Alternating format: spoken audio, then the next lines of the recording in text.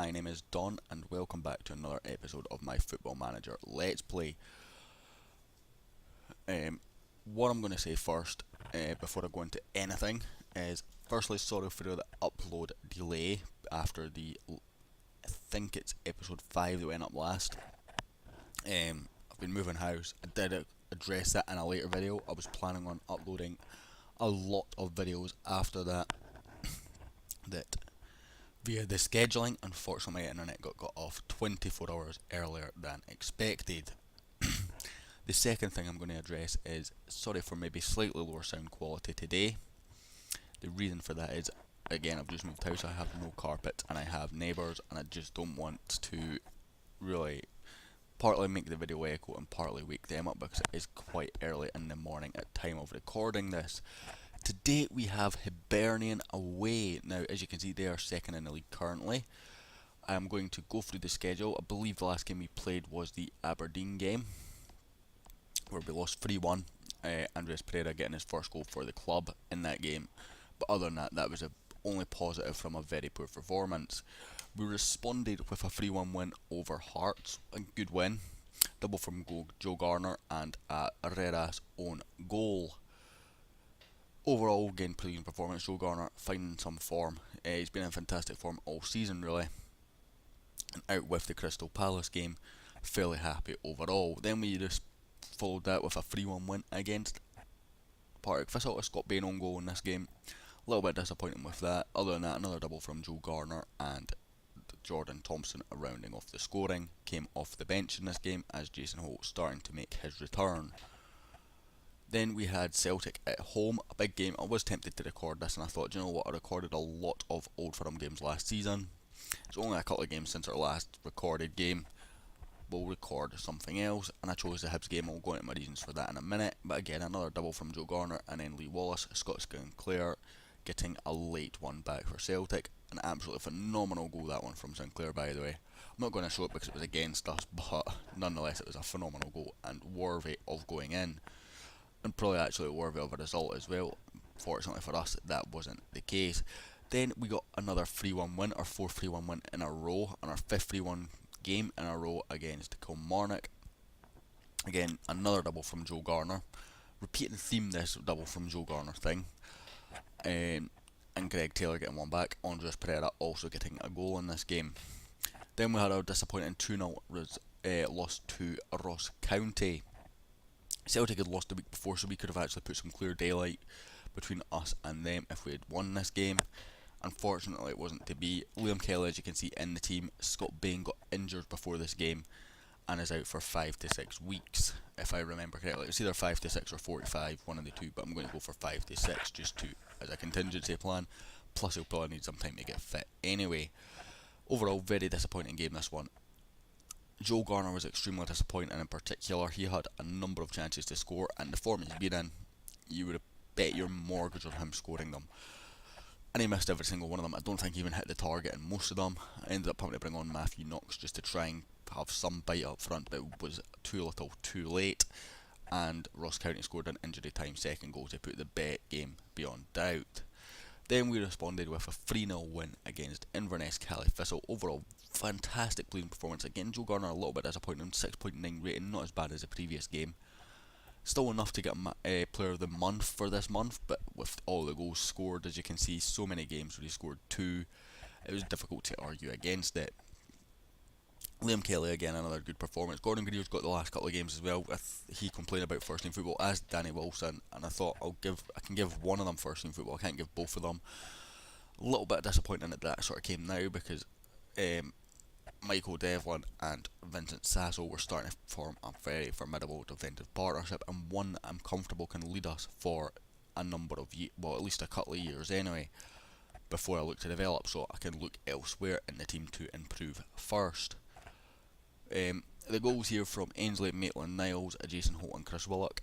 Again, now nice to see lots of people chipping in when Joe Garner can't. So then we're on to Hibs. Now, the reason why I chose this, partly because they're second in the league. Celtic do have a game in hand which would take them above Hibs, but below us by a point if they win. But also partly because Hibs have some fantastic players in this game. Like, we've already signed John McGinn. There was another 3 or 4 players at least I looked at last season and just thought, you know what, we can get similar quality players for cheaper elsewhere. But still, you're looking at likes of Jason Cummins, Fraser Fivey, both very good players on this game. And then you've got Lewis Stevenson and Paul Hanlon at the back, who maybe aren't quite as good, but again, very good players at this level.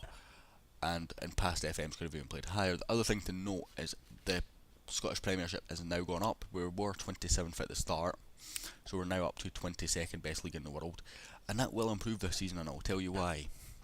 If we have a quick look at Celtic's fixtures, I'm actually just going to quickly look at their transfer history as well while I'm here. They sold another number of players. Of course, they sold Kieran Tierney for 25 million last season in January, but they also sold Moussa Dembele for a fee of 8 million, rising to 11.75. They sold Lokida for another 5.2 million, rising to 7, and Simonovic for 2 million, rising to just under 3. But if you look at their signings, Bergstaller now, he was a really good player when we played them. Very impressed with him. Very good signing by the looks of it. For free, they signed Kolarov, Jonathan Walters, Zuber, and Rob Elliott. Again, all these signings are decent. Rob Elliott, I'm a little bit surprised at, but still, I suppose Celtic do have a bit of a goalkeeping problem in this game with ageing goalkeepers, so it surprised me a little bit that they've signed another ageing goalkeeper, but nonetheless a good signing. It will last them a couple of years. Zuber again, very good player for the price paid. It was an absolute nightmare. Scott Sinclair came on for him in the second half, but this lad gave Tavernier an absolute run for his money. Jonathan Walters and Kolarov, I don't really need to introduce, both decent Premiership players in real life. So, just wanted to cover that quickly, but as you can see, they actually fell into Europa League. They lost their Champions League playoff to Rosenborg, 3-2 on aggregate after a 3-0 home loss. It was a tough test to come back. Did do a good effort, but they fall into the Europa League playoffs, which they won against FH. Obviously, we lost this round to Crystal Palace. So they came in here. Now, as you can see, Aberdeen have got Crystal Palace's group. They actually got a 2-2 draw in the first game. I've not been keeping an eye so much on results since, but Aberdeen doing very well, representing in Group A. I think we have Hearts in Group G. Again, they're doing okay, not spectacular. Again, maybe a slightly tougher group than Aberdeen. But nonetheless, good for the coefficients. And then you've got Celtic absolutely bossing Group J after 4 games. So, what it looks like just now, so we've got 3 teams in the Europa League, 1 that just missed out, which is good for the coefficients, it's good for the league reputation, all good stuff for the club. So even while we're not really supporting these teams in terms of domestic success, we are supporting them in European success, and I hope Celtic and Aberdeen both get through. Hearts maybe less likely, but still mathematically possible. They're only 3 points behind Athletic Bilbao. I think that's Athletic Bilbao anyway. Please tell me I'm right, because I'm going to be so embarrassed if I'm wrong. I'm pretty sure it is. Nonetheless, they're 3 points behind a very good Spanish side, and they can't even catch Caen, obviously a very good German side, but third would still be good for the coefficients. If Aberdeen can get out that group, they've got a very good gap to Dnipro in third, with 2 games to go. In fact, can even be caught. 6 points, that would take them to 9. Yes, they can. So if Aberdeen get one more result, I think 1 point would probably be enough, then they would go through, and Celtic are almost certainly through as well. They can be caught by Udinese, but that would be a bit of a disaster to go out on 10 points. So overall, very positive stuff from Celtic, well, from the Scottish clubs in Europe, Celtic in particular, Aberdeen as well. The league, obviously, I've misclicked that. The league obviously is okay for us. We're top of the league just now. Hearts have been meh, but they're starting to pick up some form again. I think maybe the Europa League maybe affected them a little bit. They've got some fantastic players I'm still looking to sign. 2 in particular, Jamie Walker and Callum Patterson. I've not made any formal bid for either, mostly because at the start of the season I looked at Patterson, and it was going to cost me a lot of my transfer budget. He was going to have to rotate with James Tavernier, and I felt it just wasn't the right time when we could get in Cammy Kerr, who's a young guy who can play both sides, which would save me buying a left back as well. And he can develop into at least a decent player who will hopefully be back up long term. But okay in the short term. So we play fullback support, so as you can see, he can play that role okay. He's nowhere near as good. He's had a couple of games, but he's nowhere near as good as Tavernier when Tavernier's not getting sent off. Same with Rosetta. With the Jack Thompson situation, Jack Thompson does get some game time alongside Rosetta, but mostly he comes on when Rosetter's got a booking just to try and protect him a little bit. Joey Barton's had one game all season. That was the last game that was recorded, and I think, to be honest, he's played his last game for the club. Can't get any interest for him, and it's been such a nightmare because everyone's coming to me and like saying I want new contracts because Joey Barton's there on this wage. Joe Garner's obviously getting a decent wage as well, and Rosetter's on 8k. Rosetter I don't mind so much. Garner I'm not keen on, but you've got so many goals going in from him, it's difficult to really look elsewhere. I had a small look for another striker and I didn't see many options, but again it was just a sort of feeler look. We've got Matthew Knox and Zach Rudden who long term will take that position off of him. Ryan Hardy's not developing anywhere near as much as I want, and Stephen McLean's not even had a game yet. It's a little bit unlucky for him that Matthew Knox has scored in his chance and taken his chance well, and he's done okay off the bench, and Joe Garner's just in such good form. Josh Harrop also out for a decent amount of time, 2 months there.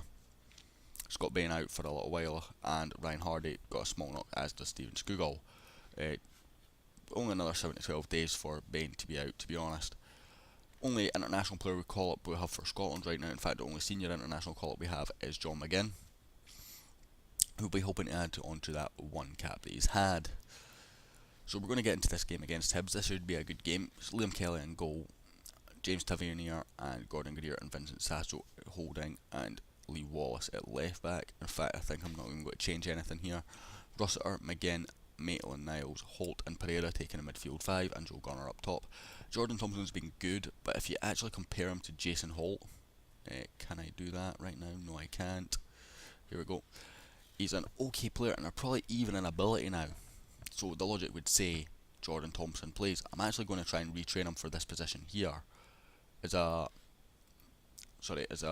advanced playmaker further back in the John McGinn role, because as you can see, it's so much more better defensively. I mean, he's not great defensively with just 6 defending, but he's only got 10 attacking. So there's sort of like a 10 swing there between, but like technically, vision wise and attacking, Holt is just so much better, and it's difficult because Thompson's better than all these defensive stats, which are not required for this attacking midfielder role. So I'm debating training him further back. I think Burt might be slightly better in that more advanced role. I'm going to compare with Liam Burt. He's obviously on loan at Motherwell, as you can see. Yeah, well, not even really. No, he's so similar to Jordan Thompson, who's actually more developed because he's got defensive and physical and mental options. Burt obviously has the speed over the other two, but again, he's not that great going forward, by stats anyway. The exact same as Jordan Thompson at 10, and that's slightly disappointing. And these are sort of my long-term replacements for Jason Holt. Pereira's starting to get used to their tactic a little bit, still a little bit off with the bar. I don't know when this bar got added. I think there was an update that added this bar for tactical familiarity, which I actually like a little bit. Hopefully eventually we'll see that all at the top, but for most players it's fairly good. Anyway, so let's get into the game. Already went through the team. A little bit nervous for this game. Hibs games in real life have been very good the last couple of years, some of the best games that Rangers have had. The other thing I'm going to quickly say is, so wait a minute, they've got Jake McCarthy, he's on loan from Celtic, I believe, unless they've signed him. Yeah, expires in 6 months, so he's on loan. Neither of the defenders that I mentioned are playing, but you've got a front three of Martin Boyle, Jason Cummings and Andy Lozelle.